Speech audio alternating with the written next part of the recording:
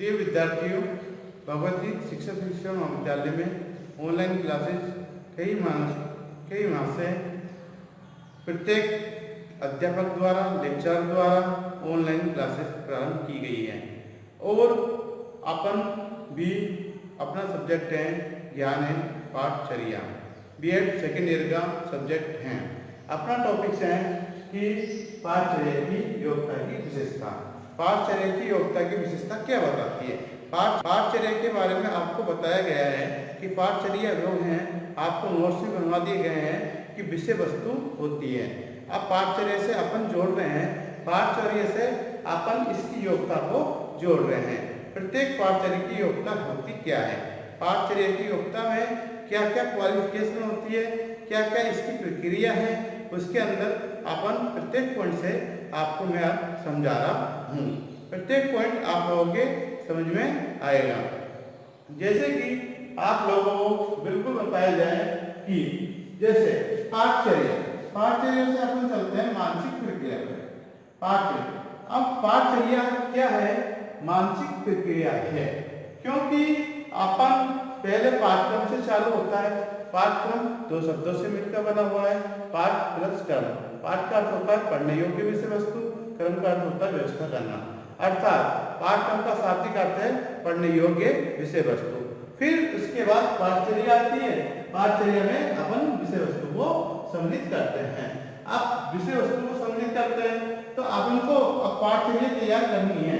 तो पाठचर्या तैयार करने के लिए अपन लोगों को क्या करना पड़ता है? मानसिक प्रक्रिया, मानसिक रूप से सोचना पड़ता है, क्योंकि मानसिक रूप से प्रत्येक लेसन को, प्रत्येक चैप्टर को प्रत्येक टीचर मानसिक रूप से सोचते हैं। आप लोग भी, प्रत्येक विद्यार्थी मानसिक रूप से सोचते हैं, दिमाग का उपयोग लेते हैं, मस्तिष्क का उपयोग लेते हैं, जब भी एक पाठचर्या सही ढंग से बन पाती है और ज्ञान की सही ढंग से प्राप्ति तभी संभव हो पाती है। यदि ज्ञान की सही ढंग से प्राप्ति सही ढंग से तभी संभव हो पाती है। अब मानसिक प्रक्रिया के माध्यम से आप लोग बिल्कुल सही ढंग से पढ़ पाते हैं। दूसरा पॉइंट यह है कि पाठचर्या का जब आपने मानसिक रूप से आपने पाठचर्या तैयार कर ली, पाठचर्या बिल्कुल आप लोगों ने तैयार कर ली, मानसिक रूप से प्रक्रिया तैयार कर ली। मानसिक रूप से प्रक्रिया तैयार करने के बाद आप लोगों ने क्या किया? मानसिक रूप से आपने पाठचर्या तैयार किया। उसके बाद यदि आप लोगों ने पाठचर्या का उपयोग नहीं किया, मतलब जैसे कि आप लोगों ने नोट्स तो बना लिया, लेक्चरों ने नोट्स तो बना लिया, लेकिन अब उसको क्लास के अंदर पढ़ाना तो बहुत जरूरी होता है। उसके अंदर क्लास में पढ़ाना बहुत जरूरी होता है। तो हम लोग क्या करते हैं? उस चीज का उपयोग करते हैं। क्यों? विद्यार्थियों के लिए हम लोग प्रत्येक चीज का उपयोग किया जाता है, उपयोग की प्रक्रिया मानी जाती है। यदि नोट्स बना दिए जाए, जैसे कि अपन माइक्रो टीचिंग की बात की जाए, माइक्रो टीचिंग की बात की जाए तो माइक्रो टीचिंग के अंदर हम लोगों ने समझा दिया, आप लोगों ने जैसे नोट्स बना ली, डायरिया बनाने के बाद आप लोगों ने यहाँ पर सही ढंग से नहीं पढ़ाया, तो आप लोग के अंदर कॉन्फिडेंस, कई स्टूडेंट हम लोग देखते हैं कि बहुत अच्छे ढंग से डायरिया बना के लेके आते हैं और डायरिया बनाने के बाद उसका सही ढंग से उपयोग नहीं किया जाता है, पढ़ाते समय उसका उपयोग नहीं किया जाता है। कई स्टूडेंट यहाँ पर पढ़ाने के लिए नहीं आ पाते हैं, मंच पर पढ़ाने के लिए नहीं आ पाते हैं। भाई टीचर बनने जा रहे हैं, अपन टीचर बनने जा रहे हैं और टीचर बनने के बाद जो वस्तु आपने बनाई है, नोट्स बनाए हैं, तो बिना बोले आप लोग पढ़ा नहीं सकते, चाहे वो ऑफलाइन क्लास हो चाहे वो ऑनलाइन क्लास हो, लेकिन आप लोगों को पढ़ाना पड़ता है। अब पाठचर्या में आपने विषय वस्तु को सम्मिलित कर लिया।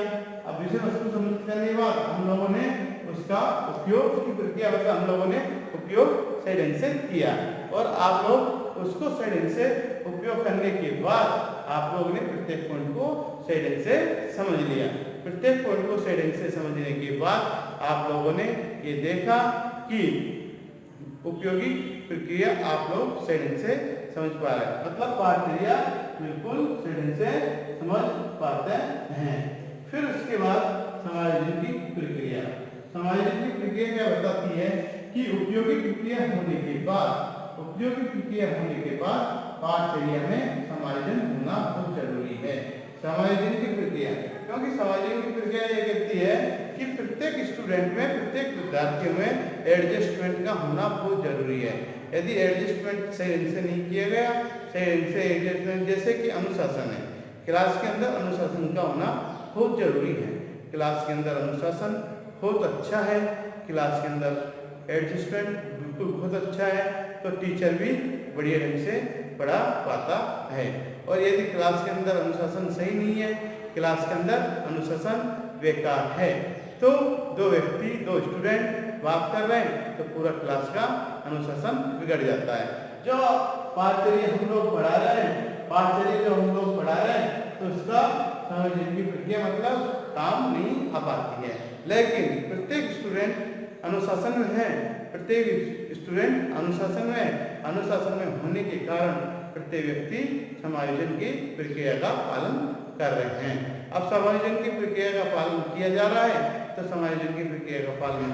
है, तो आप लोग क्या करेंगे कि पाठचर्या जो हम लोग पढ़ा रहे हैं, जो लेसन हम लोग पढ़ा रहे हैं, उसको सही ढंग से पढ़ा पाते हैं। यदि आप लोग सही ढंग से पढ़ते हैं तो पहले बैच से आगे जो पढ़ने ही नहीं चाहते थे, तो हम लोगों ने पढ़ाना भी बंद कर दिया। क्योंकि जब आप लोग पढ़ने नहीं चाहते विद्यार्थी, तो क्या मतलब है मैनेजमेंट से? यदि आप लोग पढ़ने चाहते हैं तो हम लोग प्रत्येक पॉइंट, प्रत्येक शब्द आप लोगों को क्लियर करवाते हैं। लेकिन कभी संभव है जब आप लोग सही ढंग से समायोजन कर पाते हैं। पाठचर्या के अंदर आप लोग सही ढंग से समायोजन कर पाएंगे, क्योंकि पाठचर्या से क्या प्राप्ति होती है? पाठचर्या से ज्ञान की प्राप्ति की जाती है।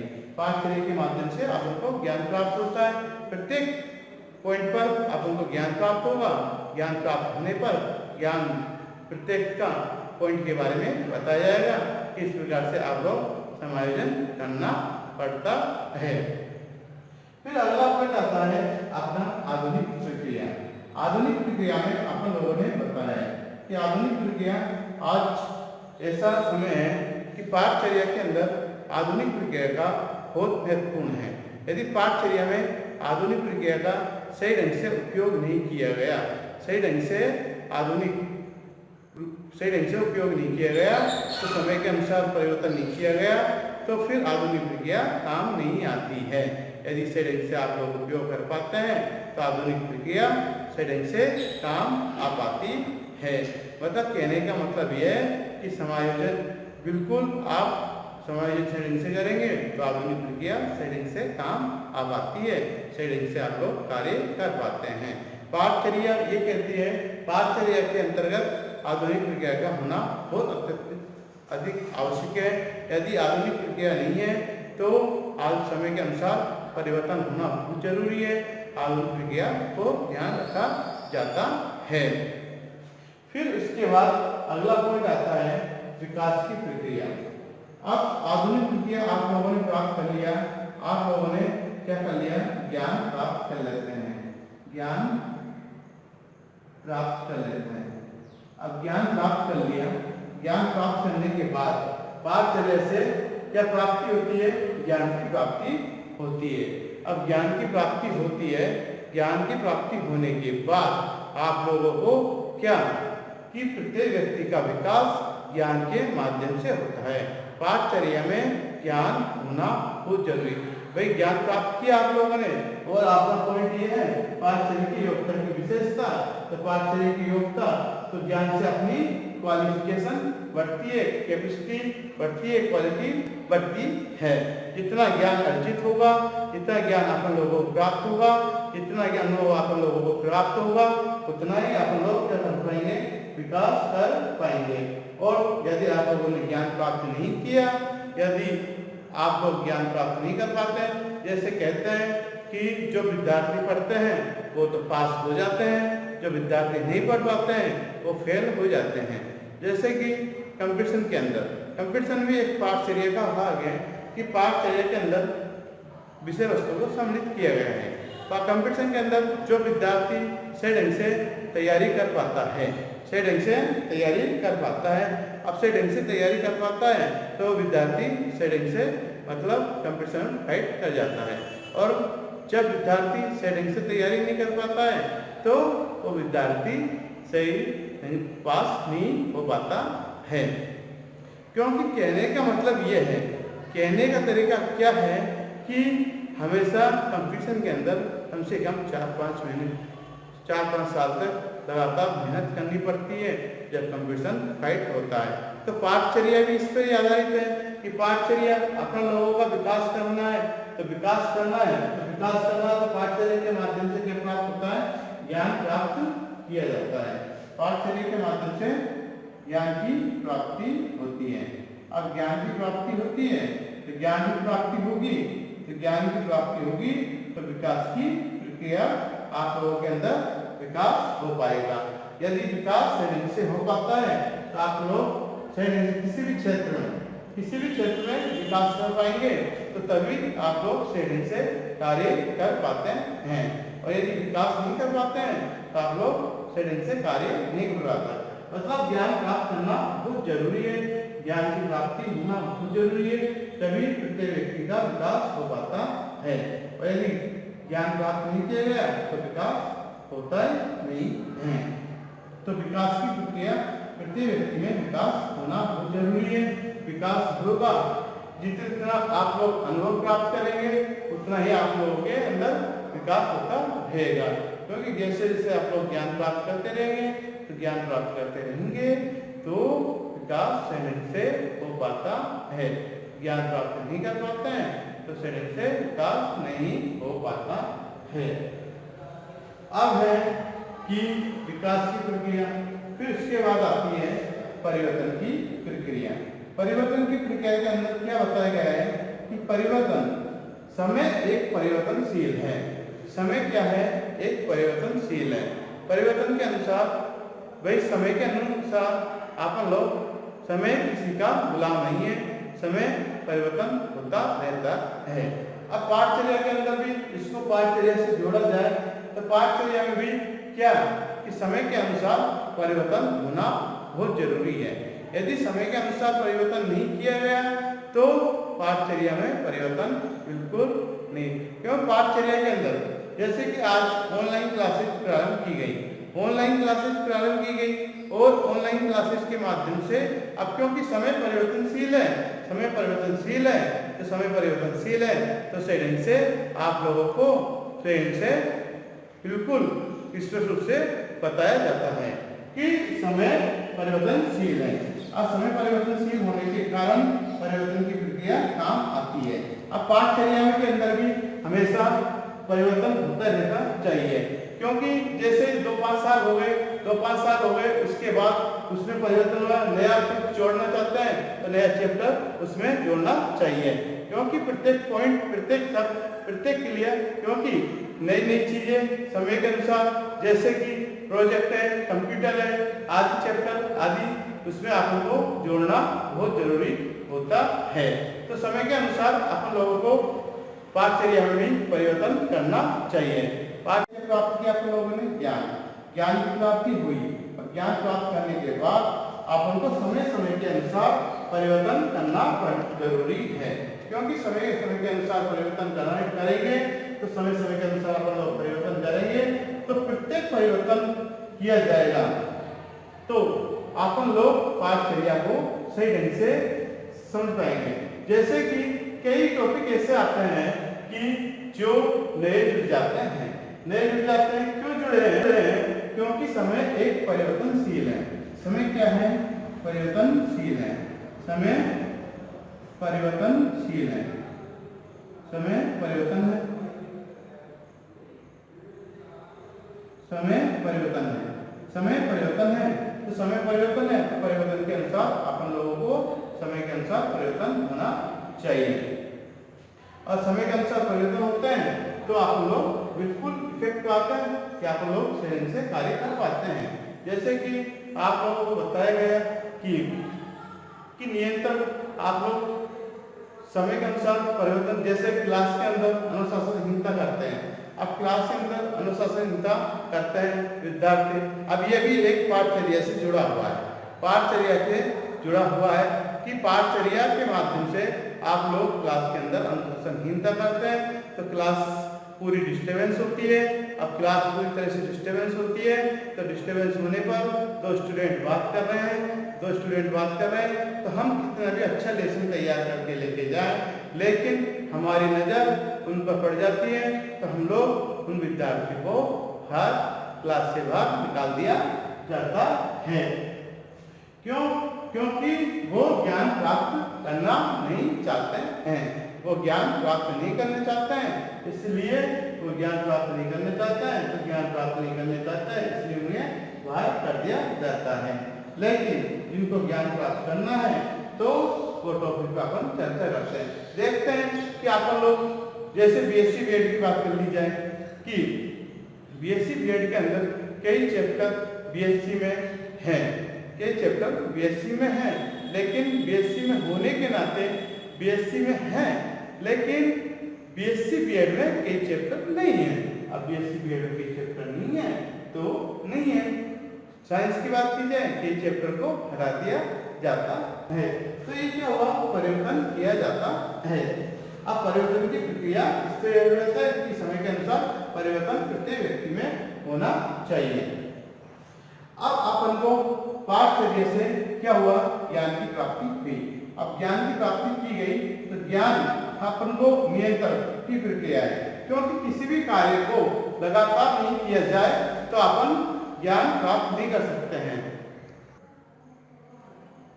पाठचर्या के अंदर अपन लोगों को परिवर्तन की प्रक्रिया है, बिल्कुल पाठचर्या एक परिवर्तन है, क्योंकि समय के अनुसार अपन लोगों को परिवर्तन करना बहुत जरूरी होता है।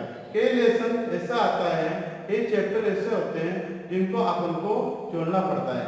जैसे कि पहले कंप्यूटर नहीं थे, पुराने जमाने में कंप्यूटर नहीं थे, लेकिन आज कंप्यूटर हम लोगों ने जोड़ा गया है, कंप्यूटर को हम लोगों ने जोड़ा जाता है चैप्टर के अंदर कंप्यूटर। अब उसके अंदर क्यों? क्योंकि हम लोगों ने क्या किया, परिवर्तन मतलब एनसीईआरटी के द्वारा परिवर्तन कर दिया गया है। कंप्यूटर के बारे में ज्ञान प्राप्त करवाने चाहते हैं, आप लोगों को कंप्यूटर के बारे में ज्ञान प्राप्त करवाएंगे। जैसे कि आपको प्रोजेक्ट है, हम लोग प्रोजेक्ट का उपयोग क्यों करते हैं, क्योंकि कई बार प्रोजेक्ट के माध्यम से आप लोगों को पढ़ाना पड़ता है। अब प्रोजेक्ट के माध्यम से आप लोगों को पढ़ाना पड़ता है तो प्रोजेक्ट के माध्यम से आप लोगों को पढ़ाना पड़ता है, तो पढ़ाने के लिए हम लोगों को भी परिवर्तन करना पड़ता है। हम लोग आप लोगों को क्या लेने ले जाते हैं, साइंस वालों को क्यों ले जाते हैं, क्योंकि पाठचर्या ज्ञान प्राप्त किया जाए और साइंस वाले उसमें जो परिवर्तन जो लेने ले जाया जाए उन्हें सिखाया जाए, उसमें जो भी चेंज करना चाहते हैं हम लोग उसके पदार्थ हैं उसमें आप लोग चेंज करते हैं। तो कहने का मतलब यह है कि समय परिवर्तन है, समय परिवर्तन के अनुसार अपन लोग समय के अनुसार परिवर्तन होना चाहिए। प्रत्येक व्यक्ति को समय के अनुसार परिवर्तन हो जाना चाहिए, जैसा समय है वैसे निकालना चाहिए। जैसे कि आज कोरोना है और बिल्कुल आप जैसे ही समय है वैसे ही अपन लोगों को समय के अनुसार परिवर्तन होना बहुत जरूरी होता है और पाठचर्या में भी समय के अनुसार परिवर्तन करना जरूरी होता है। अब आती है अगला पॉइंट नियंत्रण की प्रक्रिया। आप किसी कार्य को आपन लगातार नहीं करें, किसी भी कार्य को आपन लगातार नहीं करें तो वो कार्य सफल नहीं हो पाता है, क्योंकि जैसे कि आप लोगों ने पाठचर्या आपने एक दिन क्लास में पढ़ लिए और 4 दिन तक कॉलेज नहीं है। अब रेगुलर क्लास चल रही है, अब वो टॉपिक आपका निकल गया, आपको टॉपिक निकल गया, 4, 5, 10 दिन बाद आए आप कॉलेज तो आपके समझ में बिल्कुल नहीं आएगा, क्योंकि आप लोग रेगुलर कॉलेज नहीं आ रहे हैं। अब रेगुलर कॉलेज नहीं आ रहे तो आप लोगों के बिल्कुल समझ में नहीं आएगा। और जब रेगुलर जो स्टूडेंट आएगा तो फिर उसके समझ में प्रत्येक पॉइंट प्रत्येक शब्द उनके समझ में आता है, प्रत्येक पॉइंट प्रत्येक शब्द उनके समझ में आएगा और समझ में आएगा तो क्या होगा कि रेगुलर आप लोग चल रहे हैं। जैसे कि पाठचर्या एक कंपटीशन के अंदर भी प्रारंभ की जाती है कि पाठचर्या कंपटीशन के अंदर रेगुलर अपन ने एक दिन 10 घंटे स्टडी कर ली या 14 घंटे पढ़ लिए, लेकिन अपन लोग यदि एक दिन फिर 7 दिन तक पढ़ाई नहीं की, 7 दिन तक पढ़ाई नहीं की, तो 7 दिन तक पढ़ाई नहीं की तो वो जो अपन ने 14 घंटा पढ़ाई की वो भी भूल जाते हैं। क्योंकि कई चीजें हैं कि अपन लोग बिल्कुल भूल जाते हैं। जिस चीज पे अपन कार्य कर रहे हैं, कार्य करने के बाद अपन लोग सही ढंग से कार्य कर पाते हैं। तो कार्य सही ढंग से कर पाते हैं क्यों? क्योंकि जब आप लोग चाहे 6 घंटे पढ़ाई कर लो, 6 घंटे की आप लोग पढ़ाई कर लो, 6 घंटे की पढ़ाई करने के बाद आप लोग ये इफेक्ट आते हैं कि 6 घंटे की आप लोग पढ़ाई कर लें, 6 घंटे रेगुलर आप स्टडी रखिए। 6 घंटे रेगुलर स्टडी रखेंगे तो ये मानो कि 2-3 साल में, 4 साल में आप लोग कंपटीशन फाइट कर जाते हैं। क्योंकि प्रत्येक कार्य करने के लिए मेहनत की जरूरत होती है। निरंतर मेहनत करेंगे तो उस कार्य सफल हो पाता है। यदि वो कार्य आप लोग निरंतर मेहनत नहीं कर पाते हैं तो वो कार्य सफल नहीं हो पाता है। तो आप लोग क्या किया जाए, बिल्कुल रेगुलर उसमें कार्य को रेगुलर अपन रखें। यदि रेगुलर रखे जाए, कोई सा भी कार्य हो, चाहे पढ़ाने का कार्य है, चाहे पढ़ने का कार्य है। पढ़ने का कार्य है, आप लोग विद्यार्थी प्रत्येक ये है कि एग्जाम नहीं लग रही और आप लोग उसको नहीं पढ़ रहे, लेकिन अगली क्लास में वो चैप्टर आपके सम्मिलित हो रहा है, तो आप लोग उस चैप्टर को सम्मिलित किया जा रहा है। तो उस चैप्टर को सम्मिलित करने के बाद आप लोग उसका ज्ञान प्राप्त नहीं कर पाते हैं। जैसे मैंने आपको एग्जाम्पल दिया कंपटीशन की तैयारी के लिए कि आपने कंपटीशन की तैयारी 6 घंटे रखी और 6 घंटे रखने के बाद आप लोग रेगुलर उसको रखते रहे तो आप लोग निरंतर 2-4 साल में कंपटीशन फाइट कर जाते हैं। 4-5 साल में आप लोग कंपटीशन फाइट कर जाएंगे। और यदि आपने 1 साल तैयारी की फिर छोड़ दिया गया कि सिलेक्शन नहीं हुआ, क्योंकि सिलेक्शन बहुत मेहनत से होता है, सिलेक्शन ऐसे नहीं हो पाता। सिलेक्शन के लिए बहुत मेहनत की जरूरत होती है। अब मेहनत की जरूरत होती है तो मेहनत करने के लिए क्या 6 घंटे पढ़ रहे हैं आप लोग पाठचर्या, तो 6 घंटे के अंदर, क्योंकि आप वहां से भी क्या प्राप्त कर रहे हैं, पाठचर्या के माध्यम से ज्ञान प्राप्त कर रहे हैं, लेकिन आप लोग कंपटीशन के ज्ञान प्राप्त कर रहे हैं। तो आप लोग कंपटीशन के ज्ञान सही ढंग से प्राप्त किया, रेगुलर आप लोग रहे तो सही आप लोग कार्य कर पाएंगे।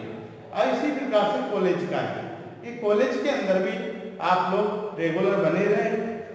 जो स्टूडेंट रेगुलर आते हैं उनको प्रत्येक पॉइंट आप लोगों को हमारे लेक्चरों के द्वारा क्लियर करवाया जाता है। प्रत्येक सब एक पॉइंट आप लोगों को क्लियर करवाया जाता है। और जो स्टूडेंट 10-15 दिन में आता है उसको क्या मालूम कौन सा टॉपिक चल रहा है, कौन सा पॉइंट चल रहा है, तो उसके बारे में अध्ययन नहीं कर, उसको पता ही नहीं है कि कौन सा पॉइंट। फिर पूछेंगे सर कौन सा पॉइंट चल रहा है, भाई जब कॉलेज ही नहीं आ रहा है तो हमारा तो बताने का काम पे जाके थोड़ी ना है। हम कॉलेज में नौकरी कर रहे हैं, कॉलेज में हम लोग पढ़ा रहे हैं, तो अगला पॉइंट अपने विद्यार्थी अपने स्टूडेंट से पूछें, या जो रह गया है अपना पीछे का उसको देखें आप लोग कि भाई मैं रेगुलर नहीं आया, किसी कारणवश इमरजेंसी के कारण रेगुलर नहीं आया, तो पहले जो पीछे दिखाया गया है जिसको आप लोग उतारें, फिर लिखने के बाद जो पॉइंट समझ में नहीं आता है तो आप लोग उसको समझें। भाई हमसे समझ लें, पहले तो आप लोग अपने साथियों से समझें, क्योंकि अपने साथी प्रत्येक पॉइंट को हम लोगों ने क्लियर करवा दिया गया है। अब क्लियर करवाने के बाद अपने स्टूडेंट अपने साथियों से समझ में आ जाता है तो ठीक है।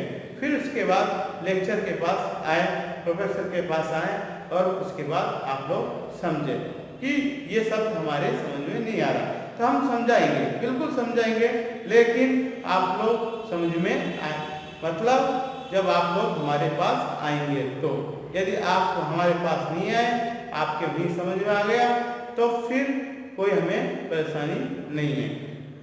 भाई आप लोग आएंगे तभी तो समझा पाएंगे, नहीं आ रहे तो क्या समझा पाएंगे, हमें क्या पता कि आपकी क्या समझ में नहीं आ रहा, क्या नहीं आ रहा, ये तो आप लोग पूछेंगे तभी तो समझ पाएंगे। तो इफेक्ट बात है कि आप लोगों को प्रत्येक पॉइंट समझ में आना चाहिए। प्रत्येक पॉइंट आप लोगों को समझ में आया तो समझ में आने के बाद आप लोग सही से कार्य कर पाते हैं। अब उसके बाद विज्ञान की प्रक्रिया। विज्ञान की प्रक्रिया किस पर आधारित है? नियम और सिद्धांत पर आधारित है। नियम और सिद्धांत के अनुसार विज्ञान की प्रक्रिया प्रारंभ होती है। नियम एवं सिद्धांत, नियम एवं सिद्धांत पर वैज्ञानिक प्रक्रिया प्रारंभ होती है। नियम सही है और सिद्धांत सही है तो वैज्ञानिक प्रक्रिया सही है। अब देखो पाठचर्या में क्या होता है। पाठचर्या के अंदर आप लोग वैज्ञानिक रूप से ज्ञान प्राप्त कर सकते हैं। ये वैज्ञानिक रूप से वैज्ञानिक प्रक्रिया के माध्यम से ज्ञान प्राप्त कर सकते हैं। क्यों वैज्ञानिक प्रक्रिया? ऐसा है, आज का समय वैज्ञानिक प्रक्रिया पर आधारित है, क्योंकि विज्ञान के अनुसार कार्य किया जाता है। आज ये देखो आप लोग कितना चेंजेस हो रहा है। बिल्कुल विज्ञान के बारे में नॉलेज नहीं रखता है इसके बारे में, तो वो विद्यार्थी ये मानो अपडेट नहीं हो पाता है, समय के अनुसार कार्य नहीं कर पाता है।